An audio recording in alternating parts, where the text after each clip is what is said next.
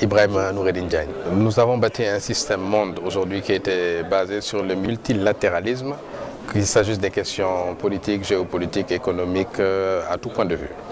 Et le multilatéralisme, en fait, repose sur le fait que les États voient leur souveraineté s'effriter par le fait numérique, doit nous amener à considérer ensemble ces questions de sécurité parce que ces questions nous touchent et nous interpellent tous. Aucun pays ne peut se prémunir par des moyens propres et donc exporter le risque sécuritaire vers d'autres pays. Non, le risque sécuritaire, il est partout et il passe par le fait numérique à travers les frontières. Et vous pensez que ces idées vont pouvoir aider à arriver à ce niveau? Non, c'est des réflexions initiales parce qu'aujourd'hui les États sont en pleine transformation par rapport à cette question numérique. Et ces questions numériques elles-mêmes n'ont pas encore atteint leur point d'achoppement. Vous savez, avec l'intelligence artificielle qui arrive, le big data dont on parle, la blockchain, on va dans les 10 prochaines années ou dans les 15 prochaines années entrer dans une ère où la dépendance aux technologies sera beaucoup plus forte que ce qu'elle est aujourd'hui. Et cette dépendance-là, c'est elle qui va en même temps affaiblir le principe d'un État frontière. Et donc, plus les technologies vont évoluer, plus le principe d'un État souverain et compétent sur ses frontières va s'effriter, et plus ces logiques-là devront être considérées. Donc aujourd'hui, ce n'est qu'un point de réflexion.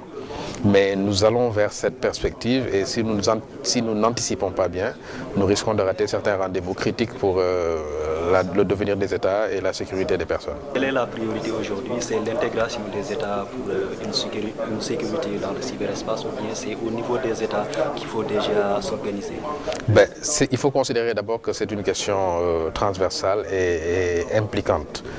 Vous voyez, un pays comme le Sénégal, pour la question du terrorisme, nous ne sommes théoriquement pas une cible puisque nous ne sommes l'ennemi de personne.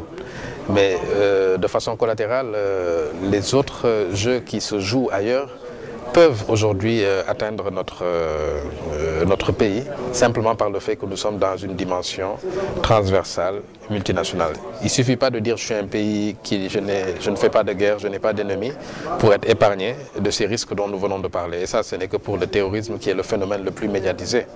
Mais il y a un ensemble d'autres risques, notamment liés à la pédophilie, à le crime organisé, le trafic de stupéfiants, le trafic même d'êtres humains. Autant de fléaux aujourd'hui qui gangrènent l'humanité et qui trouvent à travers le numérique un lit naturel d'expansion. Et donc pour les cerner, pour les bloquer, ce n'est pas un État à lui tout seul qui peut le faire, ni une région à elle toute seule, c'est l'ensemble des États qui doivent aujourd'hui mettre leurs efforts en commun. Et le point le plus important, c'est l'identité. Si chacun de nous a une identité universelle et internationale, on est tracé à la limite. Plus personne ne peut échapper à la nécessité de pouvoir assumer ce qu'il fait. Et tant qu'il n'y aura pas cette identité transversale universelle, nous rentrerons dans des logiques où certains États penseront qu'ils sont forts et en réalité, aucun État ne peut être fort tout seul.